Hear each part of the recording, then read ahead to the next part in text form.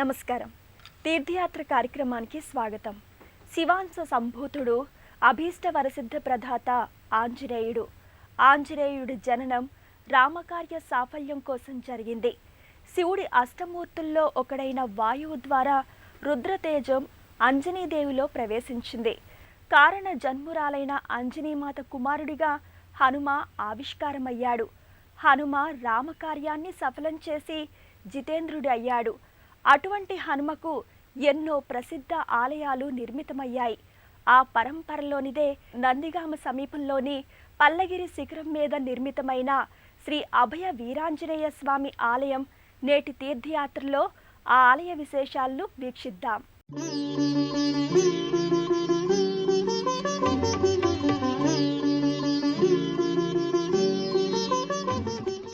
బుద్ధిర్బలం యశోధైర్యం నిర్భయత్వమరోగతాం అజాఢ్యం వాక్పటుత్వంచ హనుమత్స్మరణాత్ భవేత్. భయాన్ని తొలగించి అభయాన్ని ప్రసాదించే దైవం శ్రీ వీరాంజనేయ స్వామి. రామభజన ప్రియునిగా అంజనీ సుతునిగా ఖ్యాతికెక్కిన హనుమంతుడు శివాంశ సంభూతుడు. రామకార్యాన్ని సఫలం చేసిన రామసేవా దురంధరుడు, మహాధీరుడు ఈ కపిశ్రేష్ఠుడు. సర్వశాస్త్ర పారంగతుడు, రామభక్త పరాయణుడు, భక్త సులభుడు. ఇలా ఆంజనేయుని విశేషాలు ఎన్నెన్నో చెప్పుకోవచ్చు. ఆ స్వామి లేని ఆలయం అంటూ ఉండదంటే అతిశయోక్తి కాదు.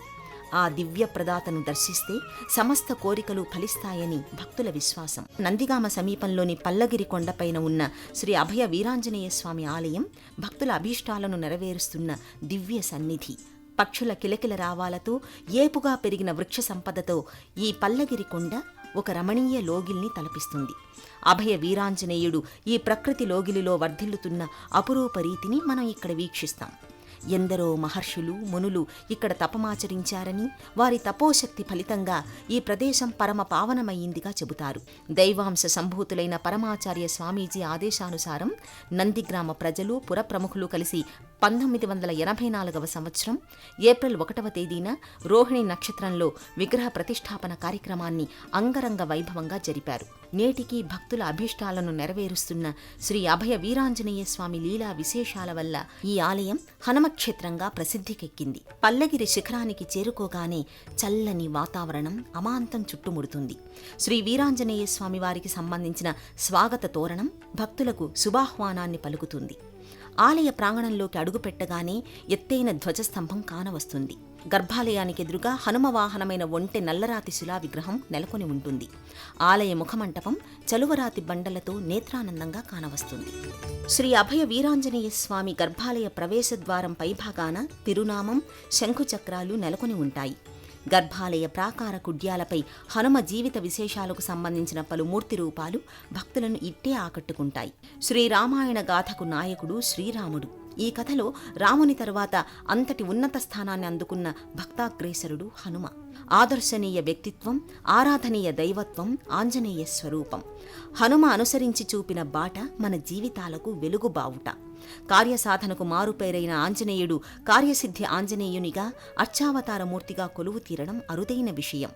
అటువంటి స్వామి ఈ పల్లగిరి కొండపై అభయ వీరాంజనేయ స్వామిగా కొలువు తీరడం విశేషంగా భావిస్తారు ఇక్కడి గ్రామ ప్రజలు. గోవు సాక్షాత్తు పరదేవతా స్వరూపం. గోవుకు చేసే సేవ పరబ్రహ్మానికి చేసిన సేవతో సమానమని మన సనాతన ధర్మం చెబుతోంది. గోవు లేని నాడు సనాతన ధర్మమే లేదు. అటువంటి గోవుకు ఇక్కడ ఈ పల్లగిరి కొండపై గోశాల నిర్మించి విశేషమైన పూజాది కార్యక్రమాలు నిర్వహిస్తున్నారు. ఆ గోశాల వైభవాన్ని చూసి తరిద్దాం. శ్రీ సంతాన వేణుగోపాలస్వామి ఆలయానికి ప్రక్కనే గోశాల ఉంది. పరమేశ్వర అనుగ్రహాన్ని సత్వరం పొందాలంటే గోపూజ చెయ్యాలి. భారతీయులమైన మనం ఆవును గోమాత అని పిలుస్తాము. గోవు పవిత్రతకు, శుభానికి చిహ్నం. గోవు సకల దేవతా స్వరూపం. సమస్త దేవతలు గోవులోనే కొలువై ఉన్నారు. అందువల్ల గోమాతను పూజిస్తే సకల దేవతలను పూజించినట్లే. సాక్షాత్తు జగత్పితరుల అనుగ్రహం, సకల దేవతల అనుగ్రహం పొందినట్లే. ప్రాచీన భారతీయ సంప్రదాయ సంస్కృతులకు ప్రతీక గోమాతకు చేసే సేవ పరబ్రహ్మానికి చేసిన సేవతో సమానమని ఆర్యోక్తి. మానవ జాతికి ఆవు కన్నా ఎక్కువ మేలు చేసిన జీవి లేదు.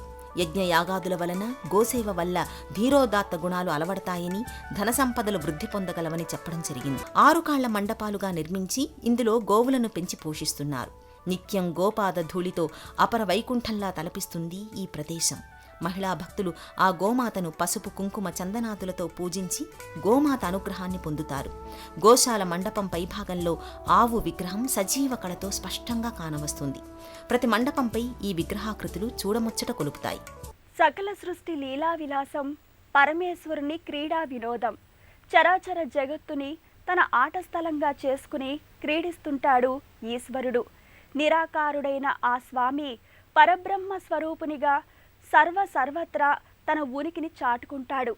ఆ పరంపరలోనిదే శ్రీ భవానీ శంకర స్వామి ఆలయం.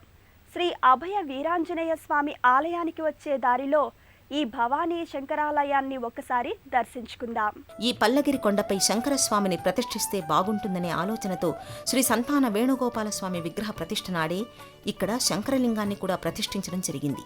ఆ తర్వాత భవానీమాతను కూడా స్వామివారి దగ్గరే ప్రతిష్ఠించి శ్రీ భవానీ శంకరస్వామిగా నాటి నుండి భక్తుల చేత పిలువబడుతున్నాడు ఈ స్వామి.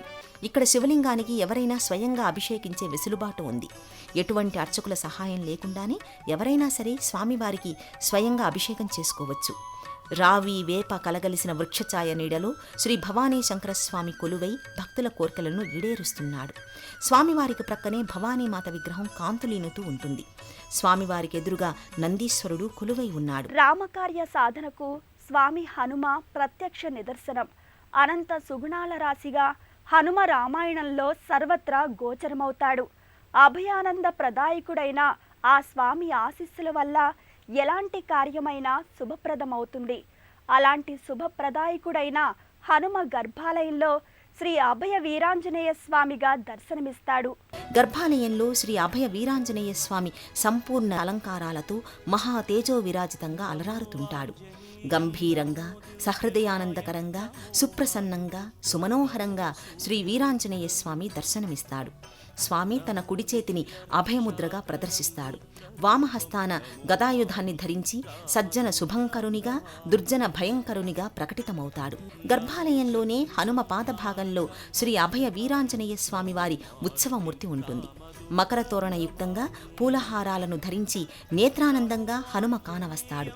ప్రతి మంగళవారం స్వామికి పవిత్ర ద్రవ్యాలతో, పంచామృతాలతో అభిషేకాన్ని నిర్వహిస్తారు. అభిషేకానంతరం స్వామి హనుమను సర్వాలంకారయుక్తంగా తీర్చిదిద్దుతారు. తోమాల, పుష్పమాలలతో స్వామి సుందర హనుమంతునిగా ప్రకటితమవుతాడు. కార్యసిద్ధి ప్రదాయకుడైన శ్రీ ఆంజనేయ స్వామి కార్యదక్షతకు ప్రతీక.